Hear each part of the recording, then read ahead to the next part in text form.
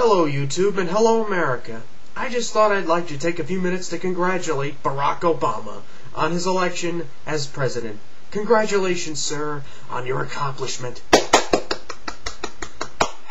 Not only are you the first black man to ever become president, a fact which in and of itself at least deserves passing recognition as the second coming of Jesus Christ himself. You are also the first deaf man to become president. Even as you sat in the pew of Trinity United Church of Christ, you could not possibly hear your former pastor Jeremiah Wright imply that we had it coming on 9/11 by comparing 9/11 victims to chickens coming home to roost. And of course his numerous conspiracy theories, such as the old classic of the U.S. government creating AIDS to keep the black man down, or his admitted belief in the racist and satanic cult known as Black Liberation Theology. It was not your fault, though, as when you finally did get a decent sign language interpreter, you finally left that cult. The first you should be proud of above all else, sir, though, is being the first abortionist elected president. I know that with this unique perspective, they will cut to the chase, carve out a broad coalition that can effect positive change and suck the corruption out of Washington. And I know that with your election, that we are finally one step closer to eliminating the misogynistic, sexist laws against so-called infanticide, which have endangered women's health for far too long.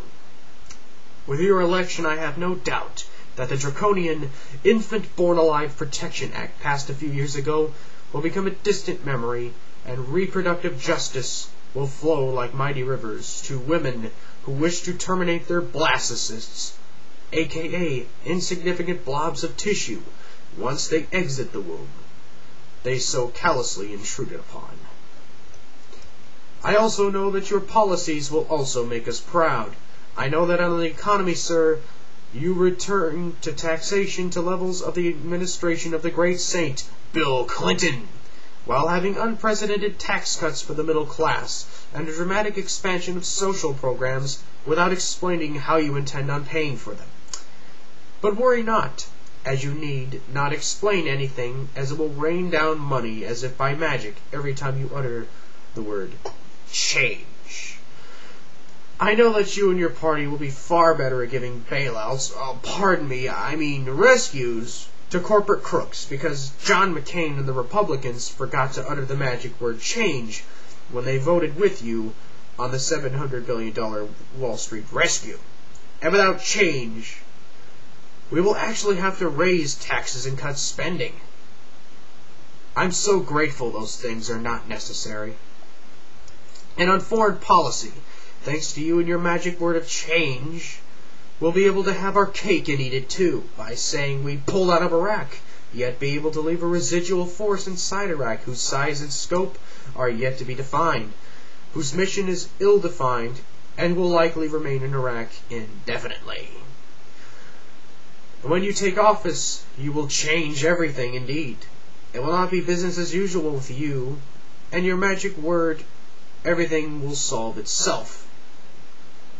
Well, folks, sarcasm aside, I bet you've gathered that I'm not thrilled by the election of Obama, but I would not have been pleased with the election of John McCain either, and would have likely made a video similar to this had he been elected instead, because, as I have said in my anti-candidate video series, this election was a contest between a giant douche and a turd sandwich, whose outcome was irrelevant.